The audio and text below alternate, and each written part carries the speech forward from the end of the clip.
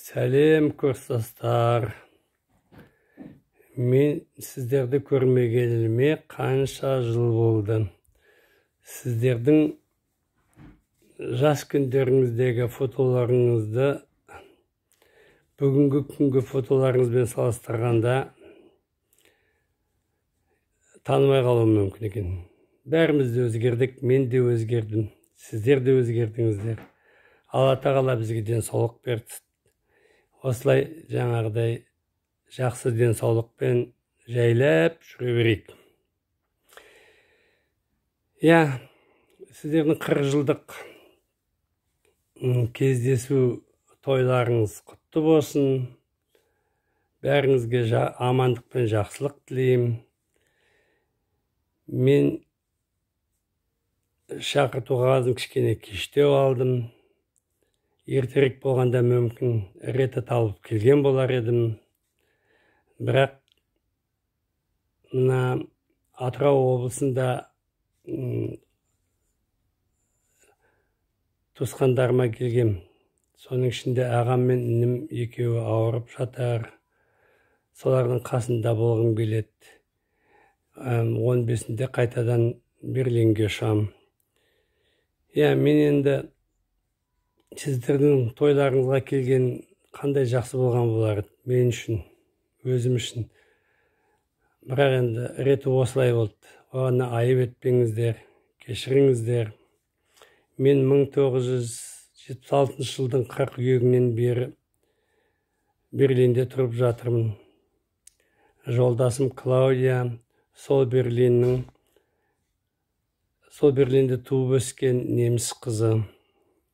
Клаудия екеуміздің 2 қыз, 1 ұл баламыз және олардан 5 немереміз бар. Балалар әрине өз алдына үй болып кетті, жан-жақта жүр. Бірақ балаларым жақсы, араласып тұрамыз. Олар келіп тұрады, біз келіп тұрамыз. Мен енді сол Алматыда 74-тен 76-та оққаннан кейін 76 жылдың қыркүйегінде барып Берлиннің Гумбольдт университетінің германистика факультетіне де оқыдым ғой. Содан 4 жыл оқыдық, 80 жылы бітіріп шықтық. Сіздер енді менен 2 жыл ма ертерек бітірген боларсыңыздар. Бірақ енді о кезде бәріміз жас болдық, бір-бірімізбен кездесе алмадық. Енді одан кейін де әрине адам үйі күйі болғаннан кейін көп андамында алаңдамай балаларын өсіріп, балаларын бағып жүреді. Қазір бәріміздің де балаларымыз аман есен адам болып өз алдарына кеткеннен кейін уақытымыз бар, аз болса да. Әрине достарды, жолдастарды іздеп танысқан жақсы. Енді тағы да бір реті болар деп ойлаймын. Осы жолы реті келмейтіне өзімде қиналып жүрмін. Бірақ осында бір інеге Қазақстанға келгеннен кейін елде 5-6 жыл болмағаныма байланысты ма, денсаулыққа кішкене ысылық тиіп, тұмау болып ауырып қалдым. Оның үстіне тағы да басқа бір қиындықтар пайда болып, жүре алмай қалдым. Соның бәрінің кесірінен, сосын осылай деп шештік. Енді тойларыңыз жақсы өтсін, көңілді өтсін, елде жүрсіңіздер. Басқа да кездесіп тұруға мүмкіншілік болатын шығар. Ал енді маған жолап кеткен адамның бәрі сен қашықтасың дейді. Шынында да қашықтамын.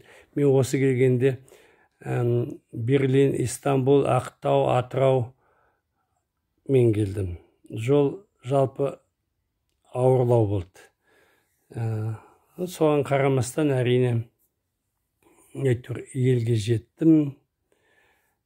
Ел енді қатты өзгеріп жатыр екен. Әрине 30 жылдың өзгерістері бар ғой, енді қайда кетсін. Енді сіздер сұрайтын шығарсыңыздар, Айғали осы 30 жылдың ішінде нендей жұмыстар істеді деп. Мен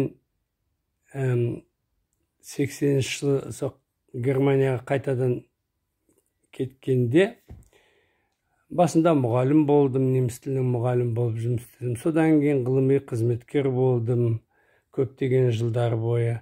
Басқа да жағдайлар болды. Саясатпен айналыстым. Кәдімгідей 85-ші жылдары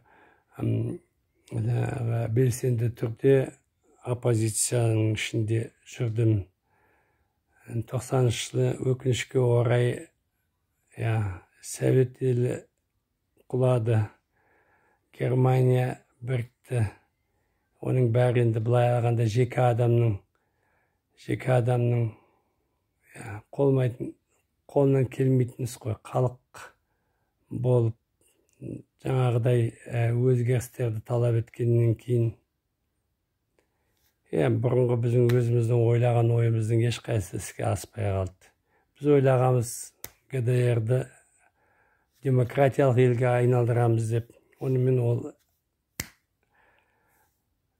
іске аспады әрине. Әр нәрсенің өзінің орны бар деген сияқты. Осылай жүріп жатырмыз енді. Мен ойлаймын, әлде болса кездесерміз, жолығармыз. Қазақтың мақалы бар, тау тауға кездеспейді, адам адамға кездеседі дейді. Мүмкін бір тағдыр реті шығып қалар. Аман болыңыз, Аллаға аманатсыңыз. Сәлеммен Айғали. Көп жасаңыз.